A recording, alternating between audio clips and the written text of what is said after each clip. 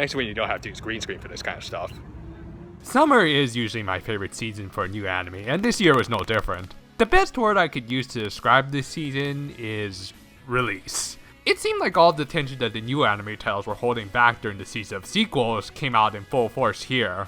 I'd imagine it probably had something to do with the heat, in that nobody in Japan, especially not otaku, would be crazy enough to go outside, so they capitalized on that and went all out with what they could broadcast.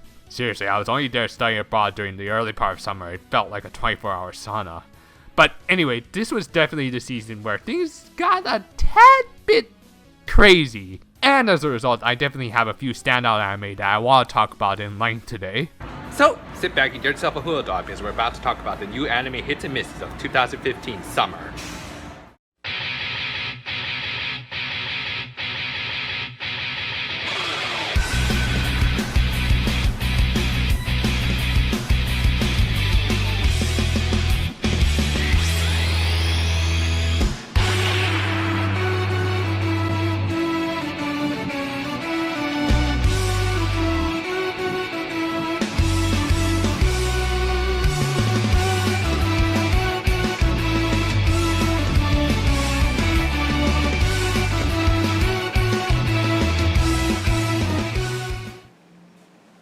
So, this first anime is one that surpassed the expectations of myself and many others, mostly because the creators felt the need to be told trolls when it came to advertising it. Yeah, at first School Live looks like a sweet little slice of life anime in line with the likes of Azumanga or Lucky Star.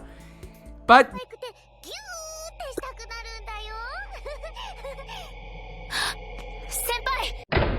you'd be damn wrong if you thought that. It falls more under a certain TV genre that has become a bit oversaturated, but I won't spoil it for anyone who hasn't seen it yet. Let's just say our main character Yuki is suffering from some heavy psychological trauma, and everything she sees isn't exactly as it seems. Also, there's a very legitimate reason why these girls are living in the school, as the title suggests. You might not notice it on your first viewing, but there are some great subtle visual cues that foreshadow the big reveal in the first episode. For a show with such overly cutesy character designs and even a puppy as a main character, I thought it might just be a good enough anime to kill some time while I waited for the better shows to premiere. But what I got instead was probably one of the best psychological drama anime I've seen in a while. We really get to see in fantastic detail how much Yuki's trauma has affected her perceptions of reality. And while her delirium can get a little annoying at times, we still end up sympathizing with her as she has some very sad moments. This is helped by the fact that she also has some great friends who really go out of their way to help their friend through her psychosis. Said friends also go through their own little story arcs as they are suffering from their own trauma and concerns. I really don't want to have to spoil anything, so just please go watch it on Crunchyroll. I'm willing to bet by the end of the first episode, you'll be invested in this anime as much as Yuki is to her delusions.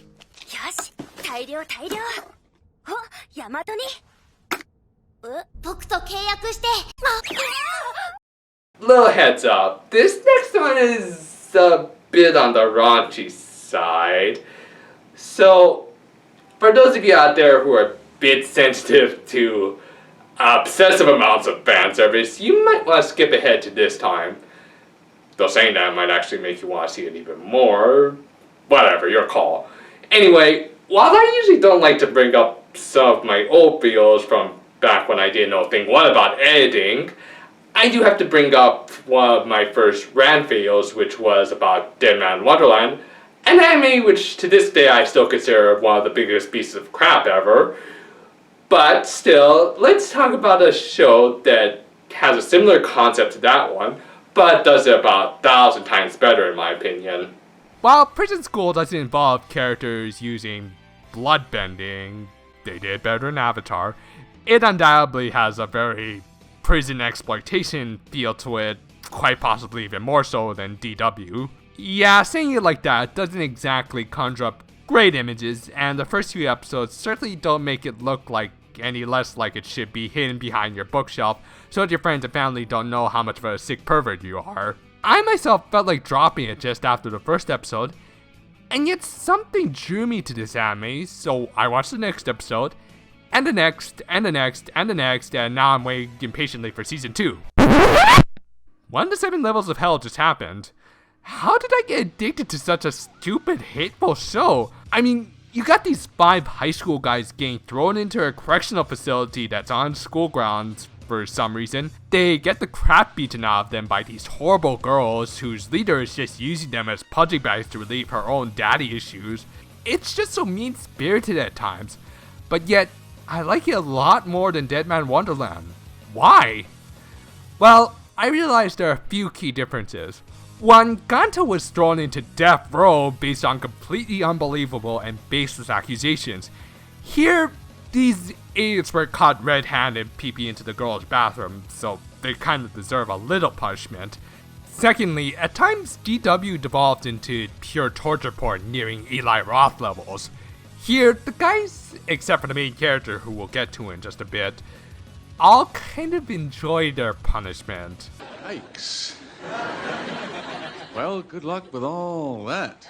That's still kind of sick, but it's also hilarious. Third, DW was tone deaf. It could never decide whether or not it wanted to be an OTT gore and violence festival, or a shonen action anime with deeper messages about how bad it is that we're becoming a society that's obsessed with violence, which ends up coming off very hypocritical when you consider that series' main selling point was its gore! Seriously, no one should ever subscribe to John Kramer's philosophy. Prison School, on the other hand, doesn't try to convey any deeper messages or social commentary because it knows how stupid it is and just wants to be pure, undistilled fun with fan service and black comedy of the finest grade. Lastly, and most importantly, the main character Kiyoshi is a great and charismatic lead and not a freaking Shinji Ikari clone. Honestly, I don't understand this need some anime writers feel like they need to model their characters after easily one of the most despised protagonists in all of anime. Yes, Kiyoshi can get depressed, but only for a little while, otherwise he is almost always the voice of reason, who's trying his damnedest to get out of this ridiculous situation. He also has some great moments with his friends, especially Gakuto. Some of their scenes had me shedding true tears of manliness. The only other anime that ever did that to me was Gurren Lagann, so you can pretty much guess how epic the show can get at times. For me and many others, this was a surprise hit of the summer with some fantastic animation and music to boot. Seriously, the character designs in the show are some of the best realistic faces I've ever seen. Heck, even Andre's looks a million times better than Flowers of Evil. But anyway, if you're not ashamed by obsessive fan service and black comedy, watch this anime right now on Hulu. Just like these guys, you'll be begging for more after a while. No! You gotta be kidding me! Oh my god, no! A tombstone! The next anime is... Yeah, if you saw this one, you can guess which category it falls under. Real shame when you consider that this is one of the few new anime originals we got this season. But let's go over it anyways. Charlotte is kind of like the anime version of X-Men. Okay, that happened, though this is a little better at least. Though the thing about the main character being a bunch of jerks in the beginning is still very much there. For instance, our hero Yu uses his ability to briefly possess someone else's body to do things like, say, cheat on tests, instigate fights, and rescue a girl who he put in danger in the first place just so they could have some arm candy. You know what? Scratch that whole jerk thing, no. This guy is just a plain old prick. Thankfully, Lelouch 2.0 is quickly shut down after being tracked down by a group of other mutants who convince guys like him to stop abusing their gifts. And by convince, I mean blackmail the SOB and force him to become a member of their group. God knows he deserves it. The rest of the series is about this mini X-Men group working together to track down and detain as many others like them. This is honestly an interesting premise, and my snark aside, Yu does develop as a character. Thanks in part to the girl who originally forcefully recruited him, now who is easily one of my favorite heroines of the season, and probably the best part about this anime. The animation and music is super crisp thanks to being a PA Works production, so yeah, this started off as a really good show with Jun Maeda as the head writer, and then I remembered who I was dealing with. For those who don't know, Maeda is pretty much the guy who made the visual novel company Key what it is today, having written the scenarios for the majority of their most well-known works. That said, what works in a visual novel doesn't necessarily work in anime, especially with his writing. You see, this guy is pretty obsessed with tragedies. Now, I can enjoy a good tragedy. After all, Madoka Magica is one of my favorite anime of all time. But the problem with Maeda is that he tends to pile on the sad scenes and really takes his time when building up to the climax. Now, this isn't such a big deal when it comes to visual novels. As the name suggests, after all, it's a novel with visuals and sounds, so it's allowed to be as long as it needs to be. But when Maeda writes for an anime, he completely forgets that there's a limited episode length, and several needlessly sad twists later, he ends up writing himself into a corner, of which escape is only possible through a very rushed and unsatisfying ending. He already did this with Angel Beats back in 2010, and instead of learning from his mistakes with that show, he not only repeated them, but made even worse ones here. To say that the third act of this anime is a disjointed narrative nightmare is putting it lightly, with plot points being resolved just as soon as they're introduced, and a final episode that tries to jam in an entire story arc into 24 minutes. Really, despite the great animation and sound, I can't even recommend checking out just a few episodes of this show, as they really tried to build up a big climax that never happens. So, my advice is just avoid this one. If you have super speed, I bet it'd be even easier. どんなパンをつかめるかは運次第ですがね。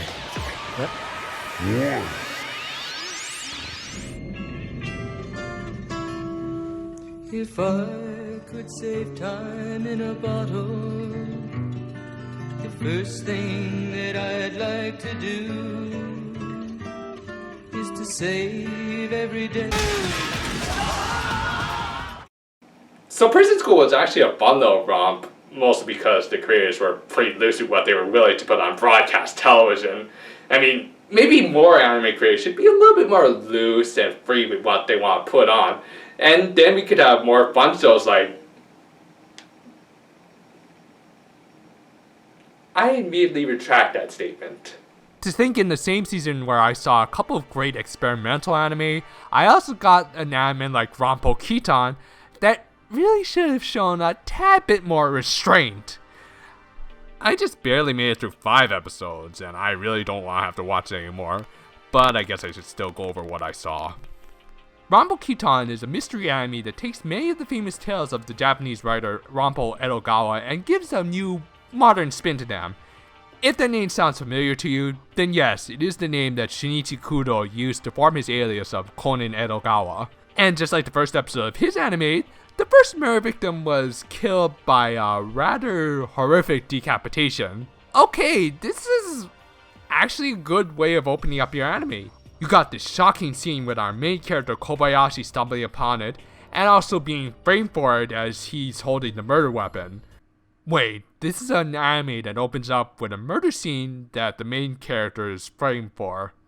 Damn, I should have picked up on the signals. Well, anyway, for the first 2 episodes of this show, Kobayashi had to clear his name by solving the murder. To do so, he also enlisted the help of a very LS detective named Kogoro Akechi, who does pretty much nothing when he knows cops are coming to arrest Kobayashi. それにゲームは難易度が高ければ高いほど楽しいだろ。Prick. But whatever, this is building up the drama. Now we can spend the next episode piecing together who done it and... 先生があんな形にされちゃって。 What? No. That has to be a red herring or something. Let's just go on to the next episode and see Kobayashi gather up all the clues and... Wait, when did he gather up all of these clues? Wait, how is he able to come to these conclusions? Wait, the killer was that faceless background character who offhandedly exposed herself? Explain! You know, I could make a whole separate video about how much this anime disregards Far Nox's Decalogue, but I'll just bring this up. Milky Holmes did better! Yes, the OTT comedy featuring moe girls with superpowers produced far better actual mysteries than the show that's supposedly paying tribute to Japan's most well-known mystery writer. There's nothing to be solved in this show, as it feels more like the characters are just grabbing the script and just reading it out to us. The only other time I've seen a show handle its mystery element so poorly was in the anime adaptation of Danganronpa, which this anime shares a director and screenwriter credit with. Yeah, I honestly believe that the two of them were trying to do their own original version of Danganronpa, but failed to realize what made that franchise great and why their anime adaptation was so poorly received. They probably figured the only thing you needed to make a good mystery anime was just to attach some bells and whistles. The bells being its unique and original art style, which is just them reusing materials from their adaptation of Danganronpa and even a little Persona 4. And the whistles being its shock value. My god, this show has some of the cheapest and worst kind of shock value I've ever seen. You wanna know how bad it is? Well, just hold on a minute. I'll be right back. Come, my friend. Yeah, what do you want? Make it quick. We got cookies in the oven. This'll be quick. Now, do you consider yourself a villain? Of course. What a silly question that is. A ruthless tyrant who won't stop at anything to get his way. That's any other Tuesday. You consider no activity below you because you've pretty much done it all. And then some. Well then, have you ever done what this guy has done, which is kidnap little girls, force them into becoming his daughters, and if they refuse, he crushes their bones and then mixes them with cement, and then plasters them up so that he can ogle them all he wants? Dude, that's f***ed up. I mean, we seal planets away and all that, but we would never want anyone, especially children, to suffer such a degrading and horrifying death.